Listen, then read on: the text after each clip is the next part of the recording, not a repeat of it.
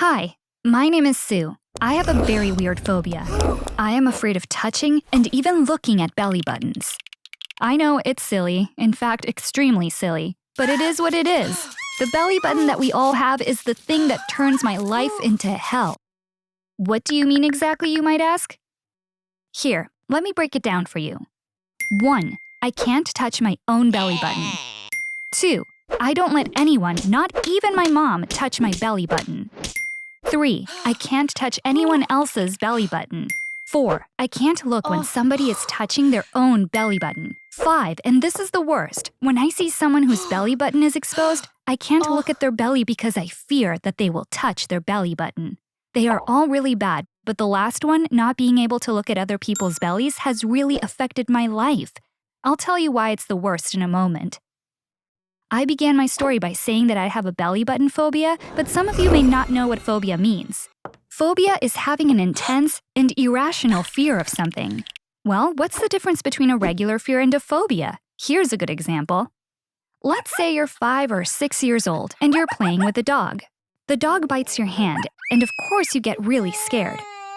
After this, you might develop a fear of dogs. You don't want to touch them because you're afraid they'll bite. This is called being afraid of dogs, and it's normal, because it's based on a negative experience that you had. Having a phobia of dogs is a different thing. You might have a dog phobia even if you haven't had any bad experiences with dogs, and if you have a dog phobia, you'd freak out even when seeing a tiny cute puppy. Let me tell you how it goes with me. What do I feel when I see someone else's belly button? First, my heart starts beating really fast. I start sweating all over and I can't breathe. I feel pins and needles in my hands and feet. This is what simply catching a glimpse of a belly button does to me. If, God forbid, I see someone touch their belly button, then I go completely insane. I cover my face with both hands so I don't have to see what they're doing, but it's as if an invisible force makes me keep looking and I start to make really weird noises. Once, a friend of my mom's came over with her daughter, who is the same age as me. We were hanging out in my room. Suddenly, she pulled up her shirt and showed me her belly button. I got my belly button pierced last week. It was so painful but worth it. Do you think it looks good? She asked. While she was saying this, she was touching her piercing. It all happened so fast that I couldn't tell her to stop. My first reaction was to close my eyes, but I could still see the image of her belly button in my head. I clenched my fists and started making noises like a wild animal. I sat on the floor with my head in my hands. I kept making these noises as I rocked myself back and forth. When I came to myself, my mother was in the room. She said that the girl had run out from our house. Her mother had gone after her to see what was wrong. After half an hour, they still weren't back. If I were her, I'd be scared of me too. I'm all flushed just talking about it now. Obviously, I'm not the only one with this weird phobia. It's called omphalophobia. Like most medical terms, it comes from Greek. Omphalophobia is most common among women, and it often starts in adolescence. Mine started 2.5 years ago. At first, I didn't understand what was happening. In the summer, I often sleep wearing shorts. I began feeling uncomfortable with the waistband touching my belly button. I started waking up in the middle of the night because of this, and I realized that something was off. One morning, I thought, maybe there is a wound on my belly button and that's why it feels uncomfortable. And I touched my belly button very lightly. It felt like I was touching my internal organs. I immediately felt like I was going to faint and I blacked out. I never touched my belly button again and never let anyone else touch it either, until the day that I'm going to tell you about. Unfortunately, this phobia affects my life more than you'd think. For example, I used to really enjoy taking showers, but now it's like torture because I'm always afraid of touching my belly button. I can't go to the beach or the pool anymore. Just imagining seeing dozens of belly buttons around me gives me stomach cramps. But these are things I can control. I can stop going to the beach, and that's that. But sometimes I come across belly buttons by accident, like when I end up in an elevator with someone whose belly button is exposed, or see an actor's belly button on a huge movie screen at the theater. I'm sure you'd pity me if you saw me in these moments because I'd be having a panic attack. So how can I speak so comfortably about something that I'm so sensitive about? I keep saying belly button over and over. Do I not feel uncomfortable? I do, but not as much as I used to, because I've been going to therapy for 4.5 months. I avoided going to therapy for as long as I could, but it took a really bad experience for me to finally start going. One night, I was studying for a test. I felt a pain around my belly button. At first, I tried ignoring it, but it soon became unbearable. I couldn't Google it because I was scared that when I typed in belly button pain, thousands of belly button photos would come up. I was going crazy. I finally called my sister Callie and told her what was going on. She panicked when she saw how much pain I was in and wanted to tell our parents. "Can you Google it first? Let's see if it could be something serious," I said. Callie started looking around on health sites. One website had a list of reasons based on the characteristics of the pain. She asked me what kind of pain it was. "I feel like my stomach is being cut with a knife," I said. According to the website, this type of pain could mean that your appendix has burst. My appendix bursting? That was the worst thing that could happen to someone like me. My heart started pounding. Think about it. The doctor was going to examine me by touching my belly button. My mom, my dad, the nurses, everyone was going to look at my belly button. And the worst part is the appendicitis surgery. I couldn't breathe.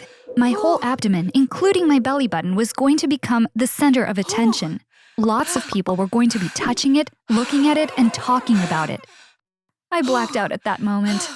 I remember telling Callie, "Don't tell Mom and Dad, I'm ready to die," as I was about to faint. I was in a hospital room when I woke up. Callie's diagnosis was correct. The problem was really my appendix. The funny thing is, when the doctor started examining me, I woke up. In fact, when he was touching my belly button, I opened my eyes and watched him. They took me into surgery right away, but I don't remember any of this. My brain probably took control of the situation and decided to knock me out. Which is for the best, because there's no way I could have gone through this consciously. The surgery went well, but things were really difficult afterwards. You know enough about me by now to figure out how it went. I don't need to say it all over again. Let me just say this. We had to go back 4 times to change the wound dressing. This alone may have cost me 4 years of my life. Once I recovered, my parents didn't waste any time taking me to a special psychiatry clinic. It's a center for the treatment of phobias. They created a treatment plan after the first meeting, and I started seeing a therapist regularly. The clinic has been around for 12 years, and I was only their second patient with a belly button phobia. During the treatment, I met with a lot of other patients. I noticed that the most common phobia is the fear of heights. It's called acrophobia. These people can't even look at a photo that was taken from a high place. Another common phobia is the fear of flying. These people are terrified of getting on a plane. People were really surprised when I told them about my phobia. They found it hard to believe. Only 2 of them didn't react like that because they had such unusual phobias that they thought mine wasn't so strange. Should I tell you quickly? They are really interesting. One is called gelatophobia. It comes from the Greek word gelos, which means laughter. You guessed it, right? Yep, fear of laughter. People with this phobia are afraid of both laughter itself and people who are laughing. This makes them terrified of things like jokes and anything that can make people around them laugh because they are so scared of laughter. The person who had this phobia was a 40-year-old academic specializing in ancient Egyptian history. He said that he found history boring, but still decided to pursue it as a career because he thought that people who are into history are boring people who rarely smile. Basically, he chose this profession to be around people who never laugh. When I met him, he had made a lot of progress during his treatment, so he was doing okay. He even asked me to tell a joke to prove that he was much better. The other really interesting phobia is cacophobia. It comes from the Greek word kako, which means bad or unpleasant. What do you think this phobia is about? This one's harder to guess. It's the fear of ugliness. People with cacophobia can't look at the faces of people who they think are ugly. In fact, they can't even be around them. For example, if someone who they think is ugly sits next to them on a plane, they have a physical reaction. The woman who is being treated for cacophobia was in her 30s. She said she rates everyone's looks on a scale from 1 to 10 and has to stay away from those whom she judges to be lower than a 7. Don't get angry with her over it because it's totally out of her control.